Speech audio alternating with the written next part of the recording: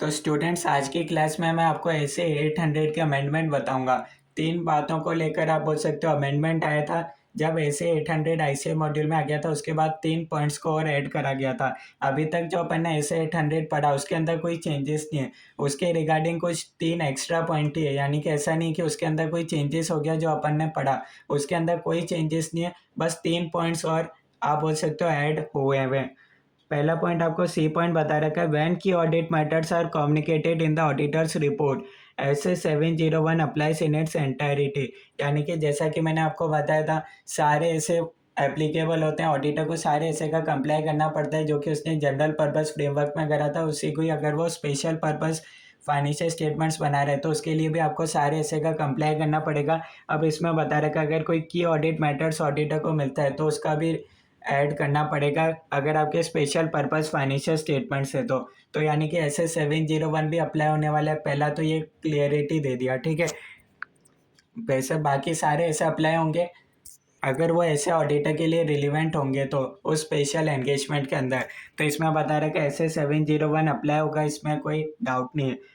एक next point आपको बता रखा है, ऐसे 720 जो कि डील करता है अदर इन्फॉर्मेशन से रिलेटेड। अदर इन्फॉर्मेशन क्या होता है, अपन को पता है अपने एनुअल रिपोर्ट के अंदर क्या आता है। एक अपने पास आएगा ऑडिट रिपोर्ट, अपने पास आएगा, और साथ ही साथ अपने फाइनेंशियल स्टेटमेंट्स आते हैं, और साथ ही साथ इसके अंदर कुछ अदर इन्फॉर्मेशन आती है।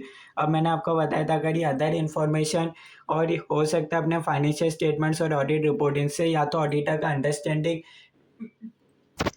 डिफरेंट हो सकता है, या फिर हो सकता है कोई पॉइंट इसमें नंबर अलग दे रखे होंगे अदर इन्फॉर्मेशन के अंदर। एनुअल रिपोर्ट में हो सकता है कोई चीज़ें अलग हो, और हो सकता है आपके फाइनेंशियल स्टेटमेंट्स या फिर ऑडिट रिपोर्ट के अंदर कोई नंबर मिसमैच करता हो। और अगर वो मटेरियल है तो उस केस में आप क्या कर सकते हो, उस केस में ऑडिटर बताता है कि अदर इन्फॉर्मेशन के रिगार्डिंग ऑडिटर का कोई रेस्पॉन्सिबिलिटी नहीं है। सबसे पहले ऑडिटर अपना रेस्पॉन्सिबिलिटी डिफाइन कर देता है कि जो भी अदर इन्फॉर्मेशन है उसके रिगार्डिंग कौन रेस्पॉन्सिबल है, मैनेजमेंट। तो सेम जैसा कि अपन ऐसे 720 जनरल पर्पस फ्रेमवर्क के लिए पढ़ के आए थे, वो सेम इधर भी अप्लाई होगा स्पेशल एंगेजमेंट के केस में भी। तो की ऑडिट मैटर्स वाला अप्लाई होगा। अदर इन्फॉर्मेशन से रिलेटेड जो ऑडिटर के रिस्पॉन्सिबिलिटीज है वो ऑडिटर को बताना पड़ेगा, ठीक है। यानी कि कोई डिफरेंस नहीं है, जैसा अपन जनरल पर्पस फ्रेमवर्क में आए थे, पढ़ के आए थे, बस सेम बता रखा है कि वो यहाँ भी अप्लीकेबल होगा। ऐसे 720 यहाँ अप्लीकेबल होगा, ऐसे 701 यहाँ अप्लीकेबल होगा।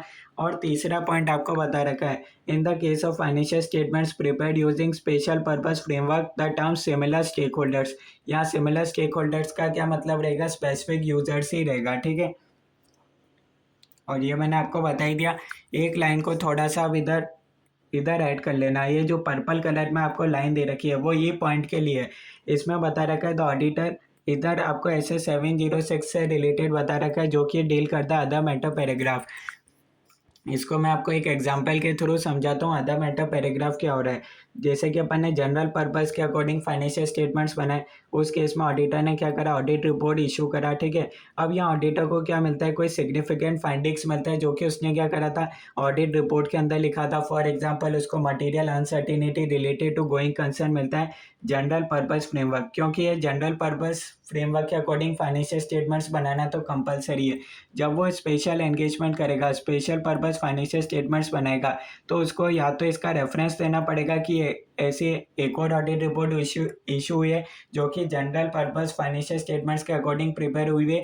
या फिर वो एक और काम कर सकता है, या तो उसका रेफरेंस दे सकता है, या फिर अगर कोई इधर कोई सिग्निफिकेंट फाइंडिंग्स मिली थी तो उसका इधर भी आपको ओएम पैराग्राफ के अंदर बताना पड़ेगा कि ऑडिटर ने जब ऑडिट करा था इस पर जनरल पर्पस फ्रेमवर्क, तो उसको material uncertainty related to going concern ये की फाइंडिंग्स मिला था, तो उसको ओएम पैराग्राफ के अंदर बताना पड़ेगा, ठीक है।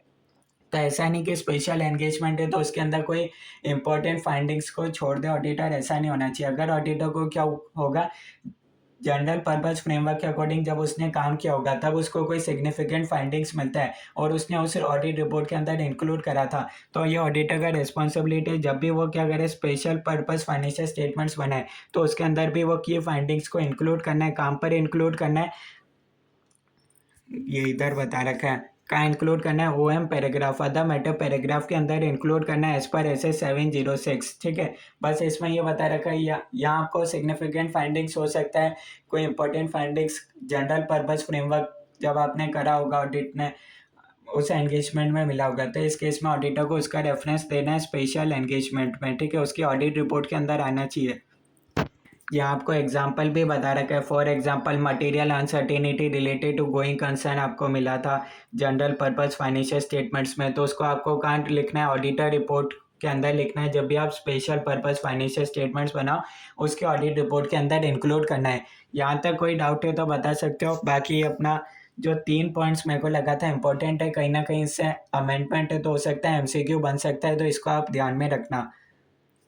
बाकी अपना ऐसे 800 कवर होता है। जो अपन ने मेन पढ़ा था उसके अंदर कोई चेंजेस नहीं है, 3 पॉइंट्स का क्लेरिफिकेशन बताया गया है।